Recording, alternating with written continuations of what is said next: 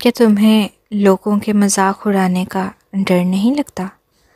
شہزام نے بے پرواہی سے کہا۔ جب میں خود مردانہ امراض کے اسپتال جانے کا اعتراف کر چکا ہوں تو پھر یہ کیوں نہیں؟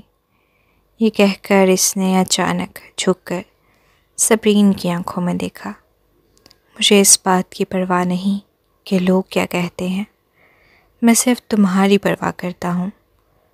صبرین نے پلکیں جھپکائیں اور معصومیت سے کہا، لیکن میں پرواہ کرتی ہوں، اور مجھے یہ بات کافی زیادہ کھٹکتی ہے کہ تم نامرد ہو۔ شہزام، جس کا دل ایک بار پھر بے رحمی سے چھلنی کر دیا گیا تھا، افسردگی سے نظریں جھکا گیا۔ اس کی گھنی سیاہ پلکیں لرزنے لگیں۔ اس کا خوبصورت چہرہ غمگین، تنہا اور بے بس نظر آ رہا تھا۔ وہ اتنا دل گرفتہ تھا کہ اس کا چہرہ زرد پڑ گیا، اور وہ واقعی بہت بے بس لگ رہا تھا۔ اس نے آہستہ سے اپنا جسم ہٹایا اور صبرین کو بیڈ پر لیٹنے دیا۔ صبرین حیران رہ گئی، شہزام کے اداس چہرے کو دیکھ کر۔ اچانک اسے افسوس ہونے لگا، چاہے یہ مذاق ہی کیوں نہ ہو۔ کیا وہ حد سے آگے بڑھ گئی تھی؟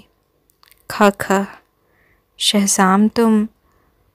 شہزام نے اچانک اپنے دونوں ہاتھ اس کے کانوں کے قریب رکھ دیے اور دھیرے سے مسکرایا۔ سپی، مجھے تم سے ایسی باتوں کی امید نہیں تھی۔ اس کے خوبصورت ہونٹ عجیب طریقے سے ابھر اٹھے۔ اب مجھے اپنے عمل سے تمہیں ثابت کرنا پڑے گا کہ میں تمہیں خوشی دے سکتا ہوں۔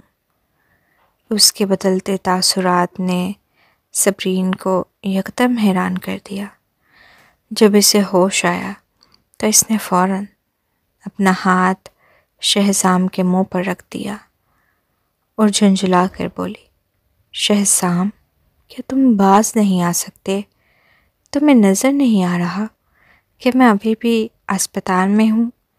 شہزام نے شرارت بھری مسکراہٹ کے ساتھ کہا، تم نے ہی بار بار مجھے چیلنج کیا ہے، حالانکہ میرے مردانہ وقار میں وقتی طور پر خرابی آ گئی ہے، لیکن میں دوسرے طریقوں سے اپنی برتری ثابت کر سکتا ہوں۔ بدتمیز، صبرین نے غصے سے اس کی طرف دیکھا۔ اس کا چہرہ غصے اور شرمندگی سے دہکنے لگا تھا۔ اسے یہ سوچ کر اور زیادہ غصہ آ رہا تھا کہ چند لمحے پہلے وہ شہزام کے لیے ہمدردی محسوس کر رہی تھی۔ یہ سب تمہاری وجہ سے ہوا۔ اگر تم نہ ہوتے تو مجھ پر بد کرداری کا الزام نہ لگتا۔ شہزام نے سکون سے کہا، ان جاہلوں کو کیا معلوم، تم ہمیشہ سے وفادار رہی ہو، تم نے کبھی کسی اور کو نہیں چاہا۔ اچانک وہ مسکرایا اور پوچھا، سپی، کیا واقعی تم نے ولید کو کبھی خود پر ہاتھ نہیں لگانے دیا؟ یہ سوال کیوں کر رہے ہو؟ یہ تمہارا کوئی حق نہیں بنتا۔ صبرین نے غصے سے رخ پھیر لیا۔ اسے یاد آیا کہ اس نے کبھی شہزام کو طعنہ دیا تھا کہ ولید بستر میں اس سے زیادہ قابل ہے۔ یہ سوچ کر اس کے کانوں کی لویں سرخ ہو گئیں۔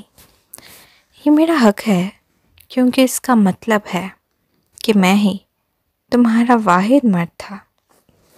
شہزام نے اس کے چہرے پر شرمندگی دیکھ کر قہقہ لگایا۔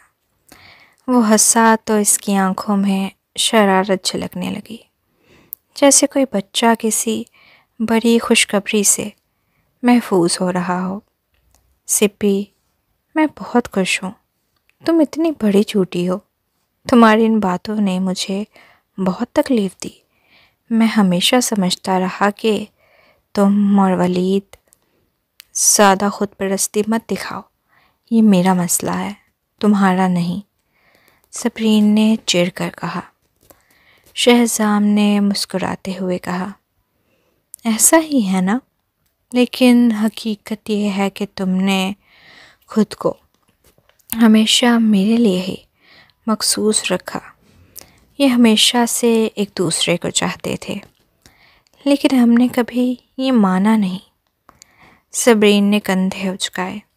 اگر تم یہی سمجھنا چاہتے ہو تو ٹھیک ہے، شہزام نے ہنستے ہوئے کہا، تمہاری زبان کچھ اور کہتی ہے، لیکن تمہارا دل کچھ اور۔ اس نے دوبارہ نرمی سے اس کے گالوں کو چھوا۔ صبرین کے چہرے پر ہر طرف زخم تھے۔ شہزام کی انگلیوں کے لمس سے اس نے فوراً ہلکی سی سسکی لی۔ شہزام فوراً چونک گیا۔ سوری، تمہیں بہت تکلیف ہو رہی ہوگی، میں اب نہیں کروں گا۔ اس نے نرمی سے اس کے بالوں پر ہاتھ پھیرا اور تسلی دینے لگا۔ صبرین حیران تھی، حالانکہ اس نے آئینے میں خود کو نہیں دیکھا تھا، لیکن اسے اندازہ تھا کہ وہ بہت بدصورت لگ رہی ہوگی۔ شہزام، مجھے سہارا دو، میرا جسم بہت بے جان محسوس ہو رہا ہے، میں شاور لینا چاہتی ہوں، صبرین نے آہستہ سے کہا۔ شہزام نے سر ہلایا۔ ٹھیک ہے، میں تمہارے لیے کپڑے بھی تیار رکھے ہیں۔ جب صبرین بیڈ سے اترنے لگی تو اس کے جسم سے اتنی کمزوری تھی کہ اس کے پیر کانپنے لگے۔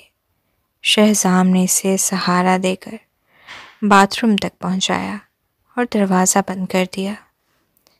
تم کیا کر رہے ہو؟ صبرین حیرانی سے بولی۔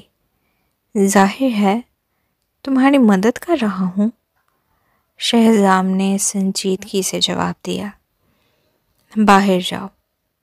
صبرین کو غصہ آیا اور اسے دھکا دے کر باہر نکال دیا اور زور سے دروازہ بند کر دیا، جبکہ بند دروازہ شہزام کا منہ تکنے لگا۔ وہ شاور لے کر نئے کپڑے پہن کے باہر آئی تو شہزام اچانک آگے بڑھا اور اسے بیڈ تک پہنچنے اور بیٹھنے میں مدد دی۔ ابھی وہ بیٹھی ہی تھی کہ شہزام کا فون بجنے لگا۔ یہ مہرام اور محفین تھے۔ دونوں بچے اتنے پریشان تھے کہ پچھلی رات سو ہی نہیں سکے تھے۔ محفین نے کہا، ڈیڈی، مما کیسی ہیں؟ آپ ابھی کہاں ہو؟ میں مما کے لیے بہت پریشان ہوں۔ مہرام بھی فوراً بولا، ہم مما سے ملنا چاہتے ہیں، آپ دونوں کہاں ہیں؟ تمہاری ماں میرے ساتھ ہے۔ شہزام نے فون صبرین کو دیا اور وہ نرمی سے بولی، میرے پیارے بچوں، مما بالکل ٹھیک ہے، پریشان مت ہو۔ مما، محفین کی آواز پھٹ گئی۔ مما، آپ نے ہمیں بہت ڈرا دیا تھا۔ پچھلی رات انکل شہریز نے کہا کہ ولید نے آپ کو نقصان پہنچایا اور وہ ڈیڈی کے پاس اینٹیڈوٹ لینے گئے۔ کیا آپ کو زہر دیا گیا تھا؟ آپ کا جسم اتنا کمزور کیوں ہو گیا ہے؟ مہرام نے تشویش سے پوچھا، کیا ڈیڈی نے آپ کو اینٹیڈوٹ دیا؟ مما، آپ کو کس قسم کا زہر دیا گیا تھا؟ کیا یہ بہت خطرناک تھا؟ محفین نے حیرانی سے کہا، ڈیڈی کو دوا کا کب سے علم ہونے لگا؟ کیا انکل تکنویر ہی ڈاکٹر نہیں ہیں؟ صبرین بچوں کی بے چینی دیکھ کر تھوڑا جھجک گئی، اور جیسے ہی اس نے شہزام کے چہرے پر شرارتی مسکراہٹ دیکھی، وہ شرمندہ ہو گئی۔ تمہارے انکل شہریز نے تمہارے پاپا کو اس لیے بلایا تھا کہ وہ مجھے اسپتال لے جائیں، آخر انکل تنویر ایک مشہور ڈاکٹر ہیں، ہمیں اسپتال میں داخلے کے لیے قطار میں نہیں لگنا پڑا۔ اوہ، میں تو سمجھی تھی کہ ڈیڈی کے پاس اینٹی ڈوٹ تھا، یہ تو حیرت انگیز ہوتا، محفین نے کہا، لیکن فوراً روتے ہوئے بولی، ولید نے مما کو زہر کیوں دیا؟ وہ بہت برا ہے ماما، ہم ابھی اسپتال آ رہے ہیں۔ نہیں، کہ تمہیں یاد نہیں کہ پچھلے دنوں تم دونوں تقریباً کار ایکسیڈنٹ کا شکار ہو گئے تھے؟ باہر مت نکلو، ماما کو مزید فکر مند مت کرو، ٹھیک ہے؟ جیسے ہی میں ہسپتال سے فارغ ہوں میں تم سے ملنے آؤں گی، صبرین نے نرمی سے سمجھایا۔ مہرام نے سنجیدگی سے کہا، ماما، کیا آپ نے پولیس کو اطلاع دی؟ اگر ولید نے آپ کو نقصان پہنچایا ہے تو پولیس کو اسے گرفتار کر لینا چاہیے۔ فکر مت کرو، وہ پہلے ہی پولیس اسٹیشن میں ہے۔ صبرین نے بچوں کو زیادہ تفصیلات میں الجھانا نہیں چاہا، اس لیے وہ انہیں بس تسلی دینے لگی۔ مہرام نے افسوس سے کہا، ماما، مجھے معاف کر دو، مجھے آپ کو ولید سے شادی کرنے نہیں دینا چاہیے تھی، وہ ایک برا آدمی نکلا۔ مہرام، یہ تمہاری غلطی نہیں ہے، ماما بھی دھوکہ کھا گئی تھی۔ برے لوگ ہمیشہ اپنے چہرے پر بدی نہیں دکھاتے، تمہیں مجھ سے سیکھنا چاہیے تاکہ مستقبل میں تم اپنے پیاروں کی بہتر حفاظت کر سکو۔ صبرین نے اسے سمجھایا، ابھی کے لیے دادی کے گھر ہی رہو اور کہیں مت جاؤ، ٹھیک ہے؟ ٹھیک ہے۔ بچوں کو بمشکل تسلی دینے کے بعد صبرین نے فون بند کیا اور شہزام کو اپنی طرف مسکراتے دیکھ کر الجھن میں پڑ گئی۔ شہزام کی نظریں اتنی نرم تھیں کہ صبرین کو لگا جیسے وہ ان میں ڈوب جائے گی۔ تم کیا دیکھ رہے ہو؟ صبرین کو اس کی نظروں سے چڑ ہونے لگی، خاص طور پر اس کے بعد جب اس نے باتھ روم میں آئینے میں اپنی شکل دیکھی تھی تو وہ خود کو اور بھی برا محسوس کر رہی تھی۔ شہزام، میں بہت بدصورت لگ رہی ہوں، کیا تم مجھے گھورنا بند کر سکتے ہو؟ شہزام نے مزاحیہ انداز میں کہا، بدصورت کیسے؟ تمہارے ہونٹ اتنے موٹے ہو گئے ہیں جیسے کوئی سیاہ سیج، اور مجھے کاٹنے کا دل کر رہا ہے۔ تمہارا چھوٹا سا چہرہ ایک تازہ بنے ہوئے برگر جیسا لگ رہا ہے، مجھے شدید بھوک لگ رہی ہے۔ شہزام سوری، کیا تم پٹنا چاہتے ہو؟ صبرین اتنے غصے میں تھی کہ اس کے پھیپھڑے جیسے پھٹنے والے تھے۔ وہ نہیں جانتی تھی کہ اچانک اس میں اتنی طاقت کہاں سے آ گئی، لیکن اس نے قریب رکھے پھولوں کا گلدستہ اٹھایا اور سیدھا شہزام کے سر پر دے مارا۔ شہزام نے سر پر حملے سے بچنے کے لیے جلدی سے اپنے ہاتھوں سے خود کو ڈھکا اور پیچھے ہٹ گیا۔ اسی لمحے تنویر اندر آیا اور یہ منظر دیکھ کر اس کی بھویں طنزیہ انداز میں اوپر اٹھ گئی۔ لگتا ہے تم بہت تیزی سے صحت یاب ہو رہی ہو۔ صبرین نے غصے سے گہری سانسیں لیں اور کمبل سے اپنا چہرہ ڈھانپ لیا۔ اسے کیا ہوا؟ تنویر نے حیرانی سے شہزام کی طرف دیکھا۔ شہزام کو واضح طور پر مارا گیا تھا، پھر بھی اس کے چہرے پر ایسی محبت بھری اور میٹھی مسکراہٹ تھی جیسے اس نے ابھی ابھی شہد کھایا ہو۔ تنویر نے طنز کرتے ہوئے کہا، کیا مار کھا کر تمہارے دماغ کے کچھ پیچ ڈھیلے ہو گئے ہیں؟ شہزام نے اسے غصے سے دیکھا اور بولا، تم جیسے سطحی اور سنانہ مزاج کے آدمی کو یہ بات سمجھ نہیں آئے گی۔ تنویر خاموش ہو گیا۔ وہ نہیں سمجھے گا؟ اس نے زندگی میں اتنی عورتوں کو ڈیٹ کیا تھا کہ وہ اپنی انگلیوں پر گن بھی نہیں سکتا، اور شہزام کہہ رہا تھا کہ وہ نہیں سمجھے گا۔ خیر، تنویر کو اس سے بحث کرنے کا کوئی شوق نہیں تھا۔ اس نے دوا شہزام کے حوالے کی اور کہا، یہ دن میں 3 بار دینا، میں جا رہا ہوں۔ وہ اتنا سمجھدار تھا کہ جانتا تھا کہ اس نے ماضی میں صبرین کے ساتھ اچھا سلوک نہیں کیا تھا۔ اوپر سے چونکہ صبرین کو سنڈی بھی ناپسند تھی، تو وہ خود تنویر کو بھی پسند نہیں کرتی تھی۔ کہ تمہیں لوگوں کے مذاق اڑانے کا ڈر نہیں لگتا؟ شہزام نے بے پرواہی سے کہا، جب میں خود مردانہ امراض کے اسپتال جانے کا اعتراف کر چکا ہوں تو پھر یہ کیوں نہیں؟ یہ کہہ کر اس نے اچانک جھک کر صبرین کی آنکھوں میں دیکھا۔ مجھے اس بات کی پرواہ نہیں کہ لوگ کیا کہتے ہیں، میں صرف تمہاری پرواہ کرتا ہوں۔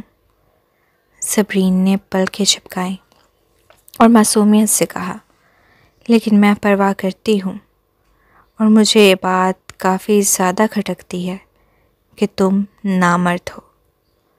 شہزام، جس کا دل ایک بار پھر بے رحمی سے چھلنی کر دیا گیا تھا، افسردگی سے نظریں جھکا گیا۔ اس کی گھنی سیاہ پلکیں لرزنے لگیں۔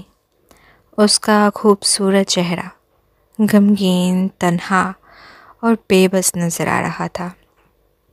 وہ اتنا دل گرفتہ تھا کہ اس کا چہرہ زرد پڑ گیا، اور وہ واقعی بہت بے بس لگ رہا تھا۔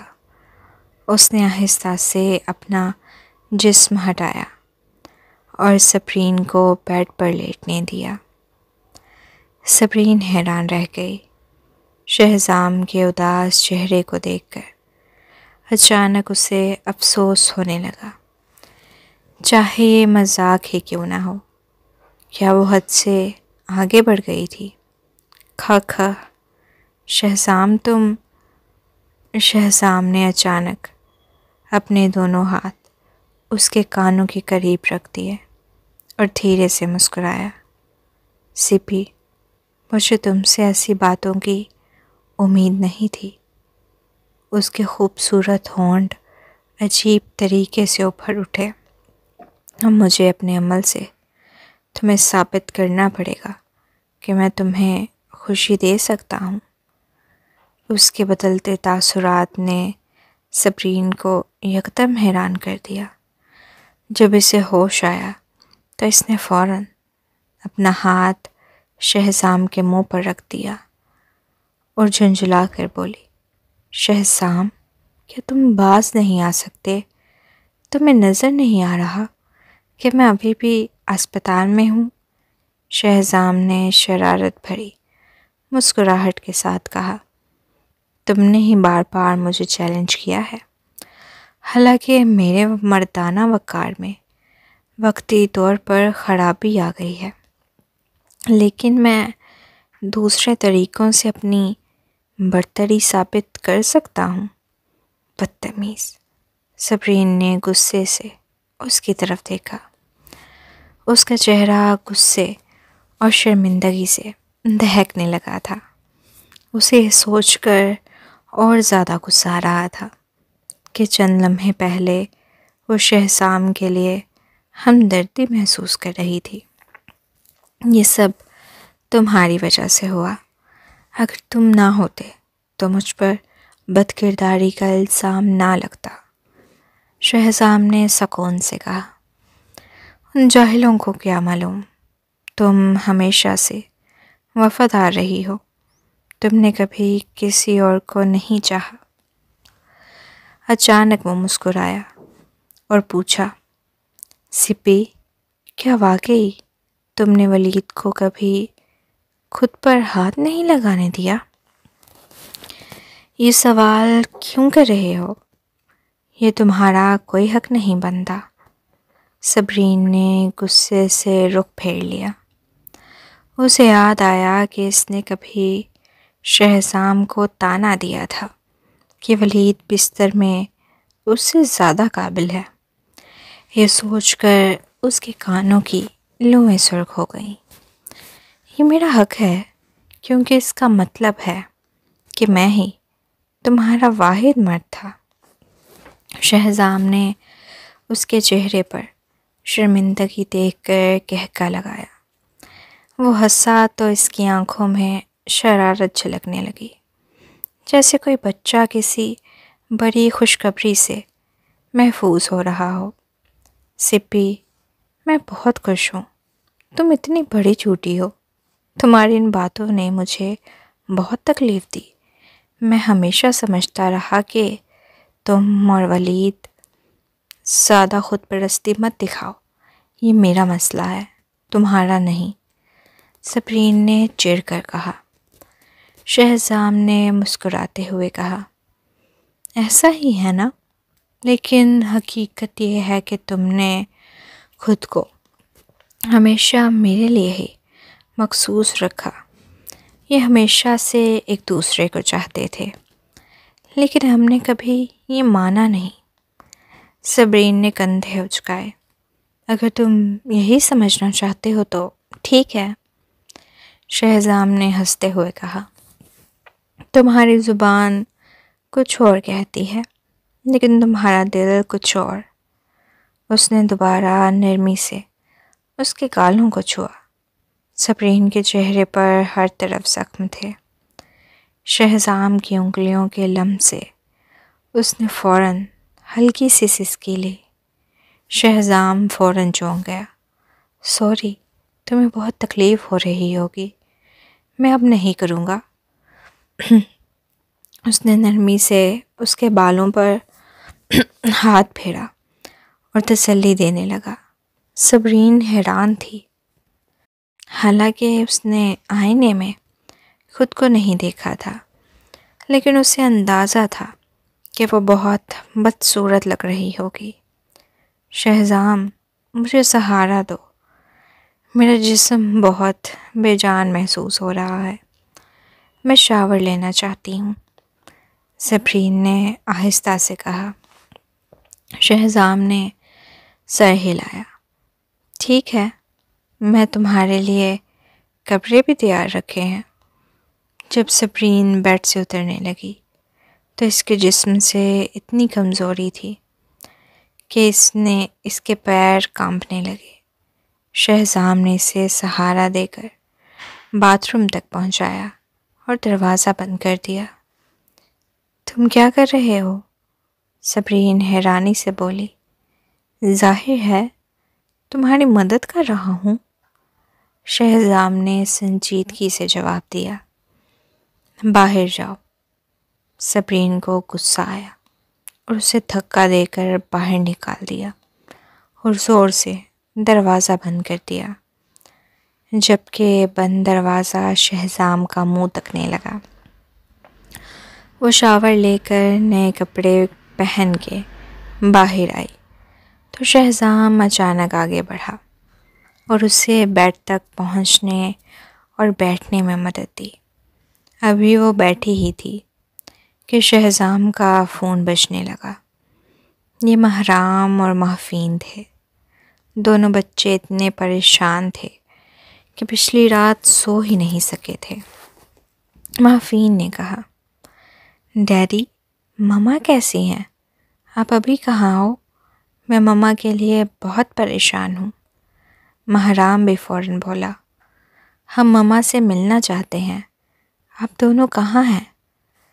تمہاری ماں میرے ساتھ ہے۔ شہزام نے فون صبرین کو دیا اور وہ نرمی سے بولی، میرے پیارے بچوں، مما بالکل ٹھیک ہے، پریشان مت ہو۔ مما، محفین کی آواز پھٹ گئی۔ مما، آپ نے ہمیں بہت ڈرا دیا تھا۔ پچھلی رات انکل شہریز نے کہا کہ ولید نے آپ کو نقصان پہنچایا اور وہ ڈیڈی کے پاس اینٹیڈوٹ لینے گئے؟ کیا آپ کو زہر دیا گیا تھا؟ آپ کا جسم اتنا کمزور کیوں ہو گیا ہے؟ مہرام نے تشویش سے پوچھا۔ کیا ڈیڈی نے آپ کو اینٹیڈوٹ دیا؟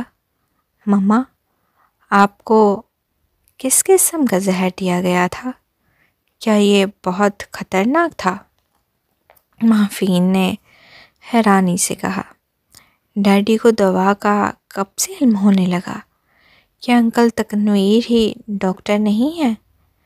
صبرین بچوں کی بے چینی دیکھ کر تھوڑا جھجک گئی، اور جیسے ہی اس نے شہزام کے چہرے پر شرارتی مسکراہٹ دیکھی، وہ شرمندہ ہو گئی۔ تمہارے انکل شہریز نے تمہارے پاپا کو اس لیے بلایا تھا کہ وہ مجھے اسپتال لے جائیں۔ آخر انکل تنویر ایک مشہور ڈاکٹر ہیں، ہمیں اسپتال میں داخلے کے لیے قطار میں نہیں لگنا پڑا۔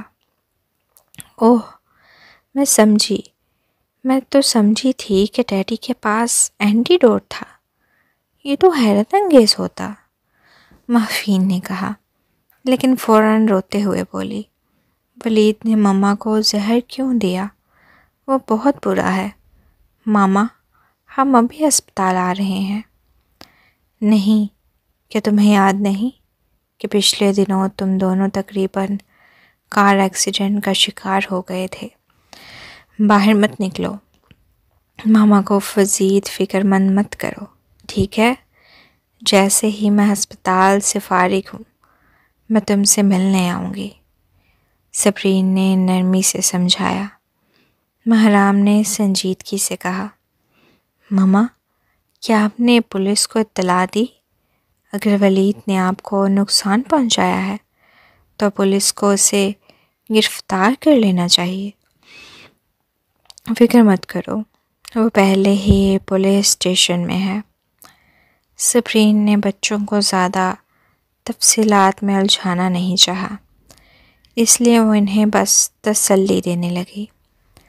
مہرام نے افسوس سے کہا، ماما، مجھے معاف کر دو، مجھے آپ کو ولید سے شادی کرنے نہیں دینا چاہیے تھی۔ وہ ایک برا آدمی نکلا۔ مہرام، یہ تمہاری غلطی نہیں ہے، ماما بھی دھوکہ کھا گئی تھی۔ برے لوگ ہمیشہ اپنے چہرے پر بدی نہیں دکھاتے۔ تمہیں مجھ سے سیکھنا چاہیے تاکہ مستقبل میں تم اپنے پیاروں کی بہتر حفاظت کر سکو۔ صبرین نے اسے سمجھایا، ابھی کے لیے دادی کے گھر ہی رہو اور کہیں مت جاؤ، ٹھیک ہے؟ ٹھیک ہے۔